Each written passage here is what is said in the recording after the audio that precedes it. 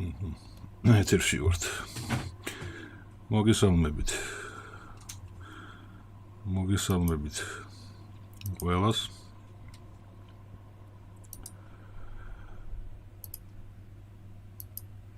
და დღეს გვექნება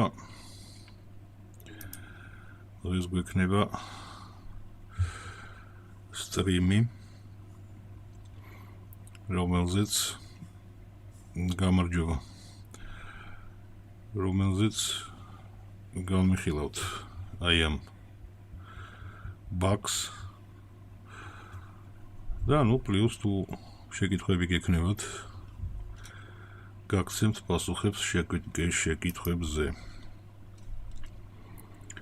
რაც მთავარია ბაგი, რომელიც სრულიად შემთხვევით აღმოვაჩინე ჩემთვის, რომ კარგი ბაგია დამწყები ვეიპერისთვის. რატო ვამბობ დამწყები ვეიპერისთვის? გამარჯობა ნუკრი. bugs აქვს საშუალება, რომ ვამუშაოთ როგორც MTL-ზე, ისე თავისუფალ ნაპასზე. ანუ დამწყები ვეიპერი შეძლებს ამ ერთი ბაგით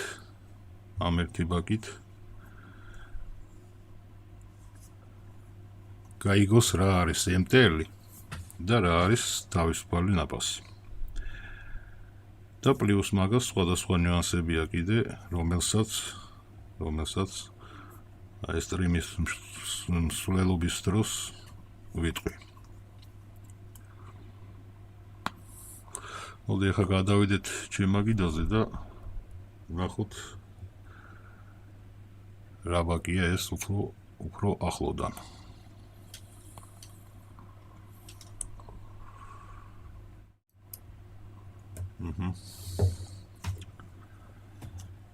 მოკლედ აი ეს არის ბაგი. ეს არის ZQ-ს გამოშვებული ბაგი. ეს არის ბაგის სახელწოდებით Trio. ZQ კომპანია, ვიცით ხო, რომელიც ამზადებდა პოდებს, მერე შემოვიდა ბაზარზე.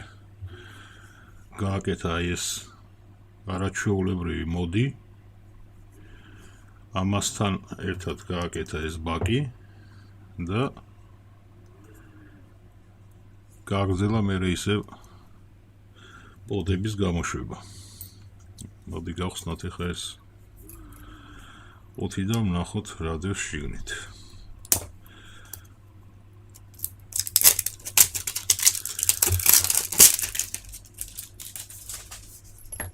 ანუ სურათი რომელიც ხატია ხო ყუთზე, ფერი, ეს შავი ფერი ბაგი ხატია, ანუ შეგიძლიათ შავი ფერი, თუ ვერცხლისფერი ეხატება, მაშინ ვერცხლისფერი ბაგი იდება.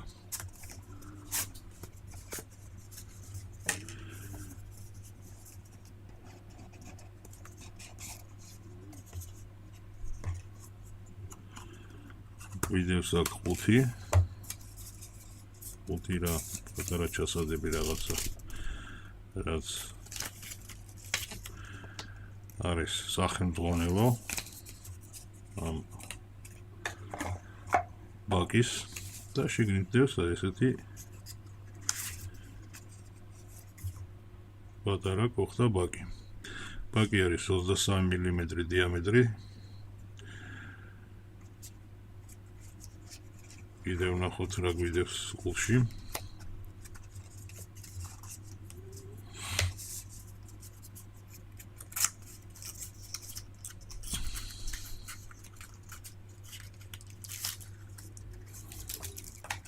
მოკლედ დევს კიდევ ერთი დრიპტიპი,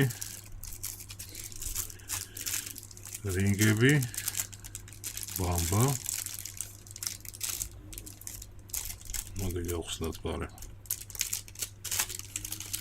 ბარემ გავხსნათ. დავნახოთ. ესეთი სახრახნის იდევს, რომელსაც ვერაფერში ვერ გამოიყენებთ, რაღაც დეკორატიულია. დევს რინგები.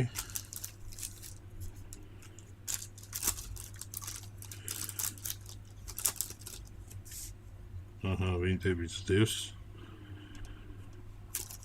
თუ დავუშვათ ისინი გაფუძდება, ახალი ვინტების გაკეთებას შევძლებთ. და სპირალი დევს რაღაცა ფილსი. ნორმალური სპირალი იქნება. არ ამგონია ცუდი სპირალი იყოს. მაშინ პირდაპირ მიკროქოილს ჩააგდებდნენ. ახლა ფილსი ჩააგდეს, ესე იგი სპირალის ნორმალურია.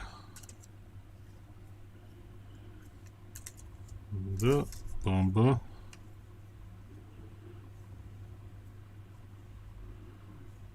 ну, баба არ ვიცი როგორია. ეხა ხელით ნორმალური. კიდევ ერთ სპირალი დევს აგერ. კასინკა. ну, კასინკა რა ვიცი, არ გიჩვით, მაგრამ ფიუზი კარგი იქნება. ბამბაც ეხა ხელით არ აუშვს.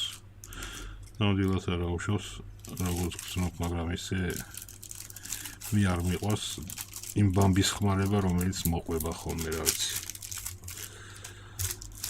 რაც შეეხება დრიპტიპებს. არის წვრილი დრიპტიპი ერთი, მეორე არის სხვილი დრიპტიპი. პრინციპში ორივეს გამოყენება შეიძლება თავისუფლად. ეს თვითონ MTL-ისთვის არის, ეს თავისუფალი ნაბასის, მაგრამ ეს ვისაც როგორ უნდა ისე ხმარობს რა, ორ კომპონენტიანია თანაც. ესე აწყობილი ხრახნზე. ანუ ორ კომპონენტიანი როცა არის, ეს იმას ნიშნავს, რომ ჩვენი დრიპტიპი ძალიან არ გაცხელდება, ისე რომ ტუჩები დაგწვას. ერთიც და მეორეც არის ორ კომპონენტიანი. და ეს ძალიან კარგია. მე მაგალითად რო არ მქონდეს ჩემი საყვარელი დრიპტიპები, ამას ვიხმარდი თავისუფლად ყოველგვარი პრობლემის გარეშე, იმიტომ რომ საკმაოდ კარგი ხარისხის დრიპტიპებია.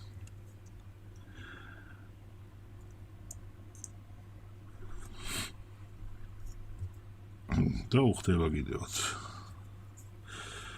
ხო, ზევიდან რომ დავიწყოთ და დამოვიდეთ ქვევით, ზევიდან აქვს ესეთი ხუფი, რომელიც არის ხრახნზე. და აქ თუ დაუკვირდებით, აი აქ ერთი წუთი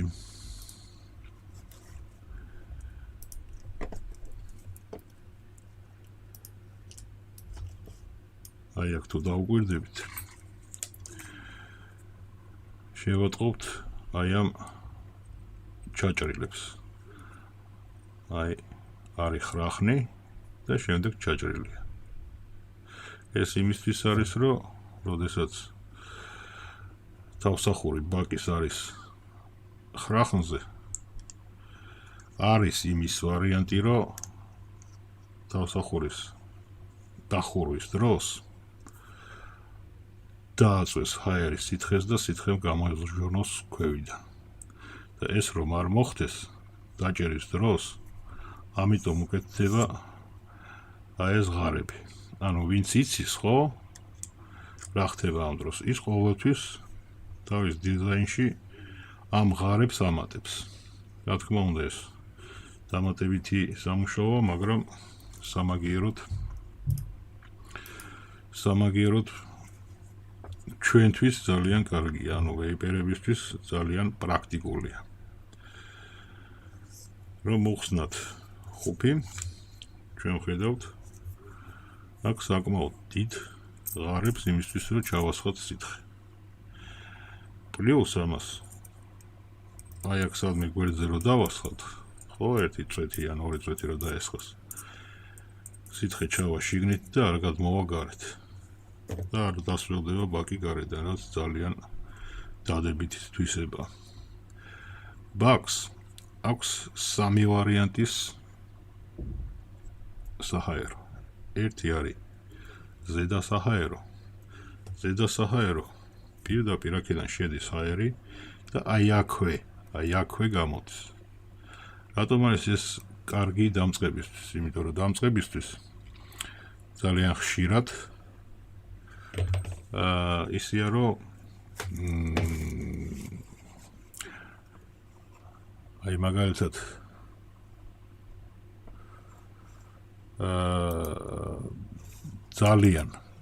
ძალიან ბევრისგან მესმის რომ ორთქლი ცხელიაო. როდესაც ჩვენ გავხსნით აი ამ ზედა საჰაეროს ამბაკში, აქედან შემოვა ჰაერი ჩვეულებრივი, გაზავდება იმ ორთქლში, რომელიც შედის უკვე ბაზიდან და გააგრილებს. რა თქმა უნდა ეს დააკლებს გემოს ორთქლს, მაგრამ სამაგიეროდ აღარ იქნება ცხელი. ასე რომ ეს ერთი პლუსი დამწყები ვეიპერებისთვის. აი რატომ ამბობ, დამწყები ვეიპერებისთვის ძალიან კარგი ბაკია. გავხსნათ ეს ბაკი და ხედავთ აი ეს სფეროსებრი დამუშავება აქვს ჩვენი ბაკის გუმბათს. რაც რა თქმა უნდა გემოს გადმოცემაზე თავის გავლენას ახდენს. შეგვიძლია დავშალოთ, აუცილებელია საერთოდ ბაკი დავშალოთ და გავრეცხოთ თვეში ერთხელ მაინც, როგორც მინიმუმ. აი ესე დავშალოთ და გავრეცხოთ.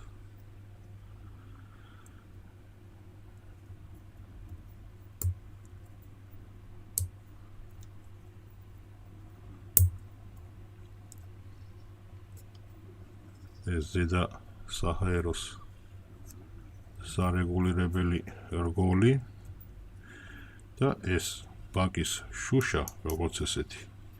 ოღონდ ესეც აი ორ კომპონენტიანია. და პატარა გამჭვირვალე პლასტიკი. ეს არის ბაზა. ეს უკვე ბაზა. როგორც ხედავთ ამ ბაზაში არის ერთი პატარა საჰაერო აქ ცენტრში, რომელიც ჰაერს იღებს აი ამ ქვედა საჰაეროთი. ამ ქვედა საჰაეროს აქვს რამოდენიმე ღარი, საიდანაც შედის ჰაერი და ყველა არის სხვადასხვა ზომის. თუ არ ვწდები, იწყება 0,8, 1, 1 და 2, 1 და 6, ან 1 და 8 და 2. მე მაგალითად ხმარობ აი ამას, 1 და 2-ას. მხოლოდ ამას. აქედან შედის ჰაერი და აი აქ ამოდის პირდაპირ სპირალის ქვევით. ანუ სპირალს მთლიანად აგრილებს ეს ჰაერი. და რა თქმა უნდა ორთქლი ამოაქვს მთლიანად სპირალიდან. ეს უკვე ზედარგული საჰაეროსი. აი აქედან შესული ჰაერი გამოდის გვერდებში და გვერდიდან უვლის სპირალს. თუ ჩვენ ეს გავხსენით ორივე ბოლომდე, მაშინ მოდის როგორც აქედან ქვევიდან, ისე გვერდიდან მოდის და თლიანად, რასაც გამოყოფს აეროზოლს და ორთქლს სპირალი მთლიანად შეგვიძლია ჩავისუნთქოთ და აი ამ შემთხვევაში უკვე ჰაერი არის უბრალოდ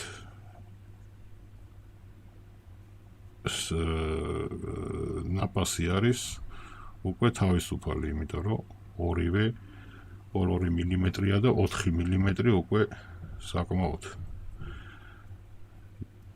დიდი საჰაეროა და ითვლება როგორც თავისუფალი ნაპასი. ანუ შეგვიძლია პირდაპირ ფილტრებში ჩავისუნთქოთ ყოველგვარი პრობლემის გარეშე. მე ახლა აქ სპირალის და ბამბის ჩადებას არ დავიწყებ, იმიტომ რომ სპირალის და ბამბის ჩადების ვიდეოს გავაკეთებ ცალკე და დავდებ ვარღზე, როგორ უნდა ჩაიდოს. ბამბა იდება აი ამ ღარებში და აი ეს აი აქედან შედის სითხე.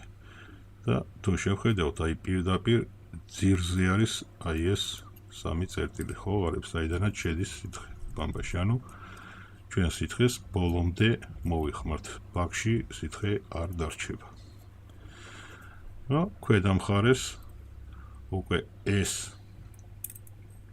აქ აწერია სერიული ნომერი და ამ კომპანიის დასახელება. მეტი აქ არაფერი არ არის. მოკლედ აი ესეთი ბაკია. ჩემი აზრით ძალიან გამოსადეგია დამწყები ვეიპერებისთვის. ძალიან გამოსადეგია. ხარისხიც კარგი აქვს. ერთადერთი რა რამოდენიმე რაღაცა. აი ხა მე პლუსები ჩამოთვალე ამისი უკვე და ეხლა გადავალ მინუსებს. და მინუსებს გაჩვენებთ პირდაპირ. ანუ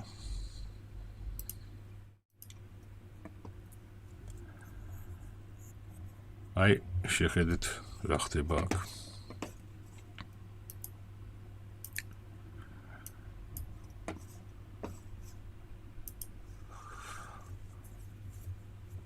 აი ეს არის მე ვერცხლისფერი მომწონს საერთოდ ყველაფერი და ყველა ბაკი და თითქმის ყველა ბაკი ვერცხლისფერი აქვს. MTL ბაკებზე მაქვს ლაპარაკი. აი ეს არის ჩვენი ბაკი, ხო? ეს ჩემი საყვარელი დრიპტიპია. როდესაც ჩვენ გვაქვს დაყენებული ისე როგორც მე მომწონს ქვედა საჰაერო 1 და 2, მხოლოდ და მხოლოდ ქვედა დანარჩენი ყველა დახურულია.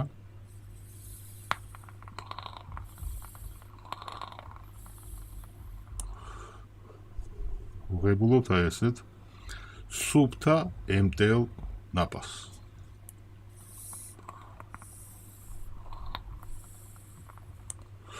და ბაკსაც სრულიად არანაირი ხმა არ აქვს. არც უსტვენს, არც რაღაცა ზედმეტ ხმას არ გამოსცემს. ჩვენ რო შევცვალოთ, ხო, აი ხა გადავალ ამაზე. აი ჩვენ რო შევცვალოთ ეს საჰაერო, ხო, და ავრჩიოთ მეორე. ამისათვის აი მარტო ქვედას ვერ ვატრიალებთ, იმიტომ რომ ქვედაზე კი არის აი ეს ღარები ვითომ ხელის მოსაკიდებლად და რომ გაგვიადვილდეს. მაგრამ არ ტრიალებს ამასთან. ისე რომ ზედა და ქვედა საჰაერო ორივე უნდა დავატრიალოთ. აი ზედას კარგი ხელის მოსაკიდებელი აქვს და ქვედას არა. ორივე უნდა დავატრიალოთ, აი ესე რამენაირად. იმიტომ რომ მხოლოდ ქვედას ვერ ვატრიალებთ. ზედა გვიშლის ხელს. და ხელის მოსაკიდებელიც ქვედა საჰაეროს არ აქვს კარგი. და შემდეგ შეგვიძლია გადავკეტოთ ზედა საჰაერო, რომელიც ზედა საჰაერო რა აქედან იღებს ჰაერს და გადის გვერდებში. და შემდეგ ავაორთქლოთ. მაგალითად, ხო? მაგრამ ესეც MTL-ია, უბრალოდ უფრო თავისუფალი MTL-ია. პირდაპირ ფილტრებში ვერა. თუმცა 2 მმ-იანია. ეს საჰაერო. თუ ჩვენ დავუმატებთ გვერდითა საჰაეროებს, ხო? მაშინ თავისუფლად გამოდის თავისუფალი ნაპასი, მაგრამ მოусმინეთ ხმას. იმედია გესმით ხმა სასტვენივით უსმენს. თავისუფალ ნაპასზე უსტვენს საშინლად და თუ გავხსენით ზედა საჰაეროც სამივე ერთად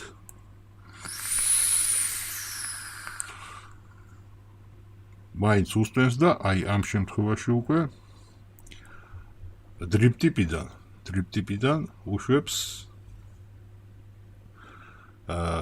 სითხეს როგორ კონდენსატს, რომელიც დრიპ ტიპზე იყო. ამ შემთხვევაში ჩვენ თუ დავუშვათ გავწმინდეთ, გამოვიღეთ, ხო?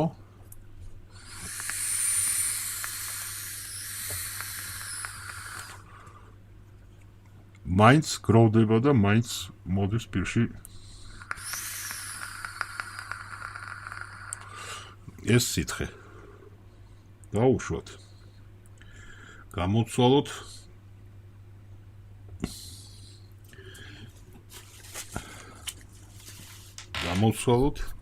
დრიპ ტიპი და დავუყენოთ მაგალითად თავისი დრიპ ტიპი.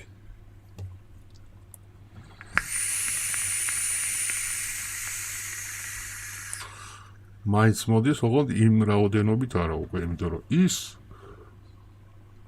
დრიპ ტიპი არის MTL-ისთვის. იმ დრიპ ტიპს შიდა ღარი იმ დრიპ ტიპს აქვს უფრო ვიწრო. აი როგორც ეს დრიპ ტიპი მაგალითად, რომელიც მოყვება. აი ეს დრიპ ტიპი. ამასაც შიდა ღარი აქვს უფრო ვიწრო დიამეტრის.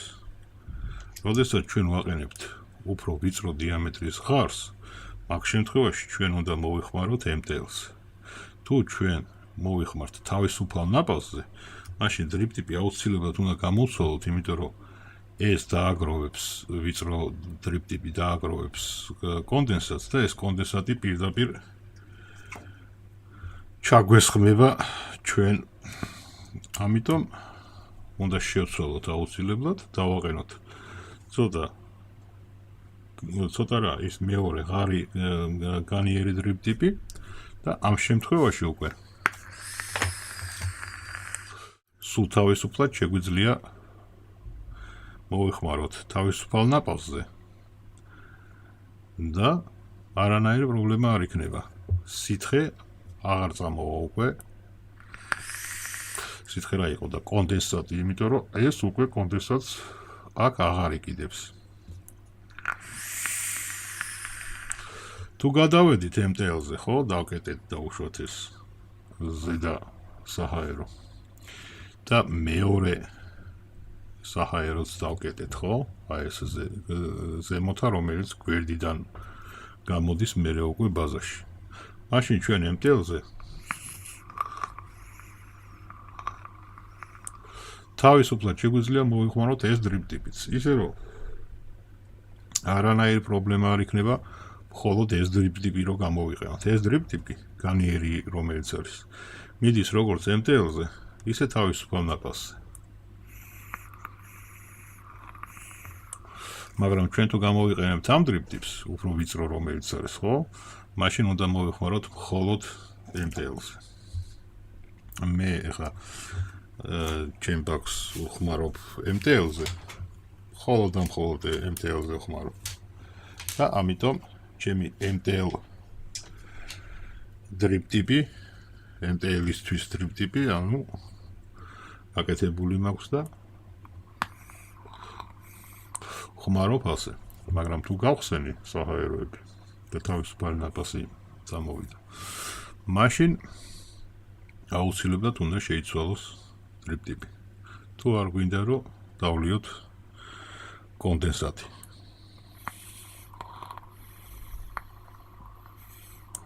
პრინციპში სულ ეს იყო და ერთს დავამატებ. იცით თქვენ რომ რაღაცებს ვათამაშებ მე იმაში ჯგუფში და I unbox ახლა შეგნებულად არ წავაწყე ეს ბაგი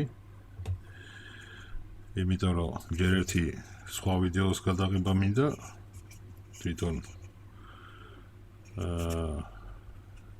სპირალის ჩადების და ბამბის ჩადების ვიდეოს გადაღება მინდა ცალკე რომ ცალკე განახოთ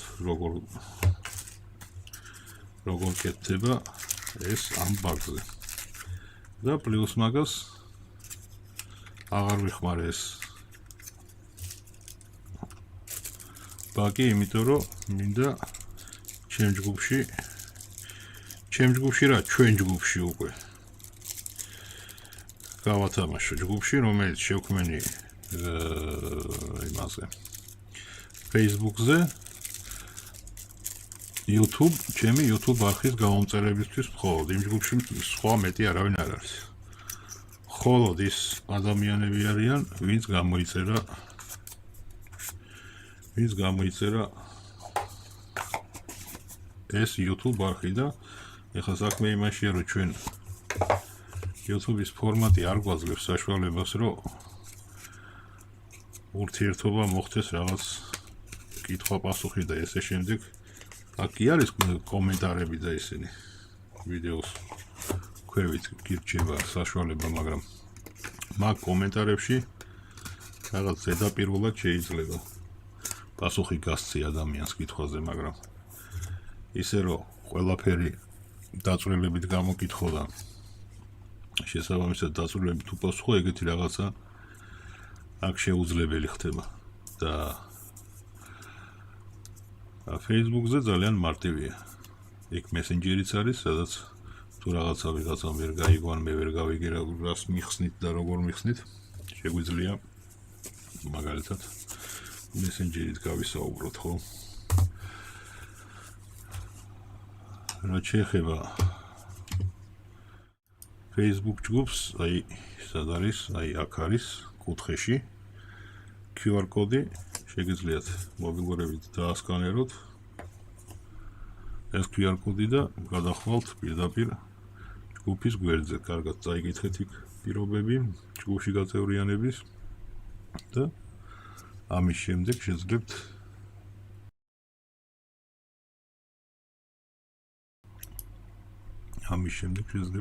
გაწევრიანებას.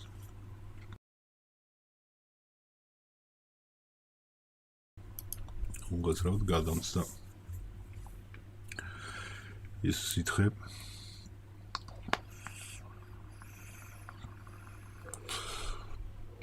ეხლა რაც შეეხება კითხვა-პასუხს. გისმენთ თუ გაქვთ შეკითხვები დამიწერეთ თუ არა და შეგვიძლია დავემშვიდობოთ ერთმანეთს. ხო და არ მახსოვს თქვი თუ არა, აი ეს ბაკი გათამაშდება ჩემ ჯგუფში. ისე რომ ვინც ხართ ჯგუფის წევრები, იცოდეთ რომ შემდეგ გათამაშებაზე იქნება ეს ბაკი.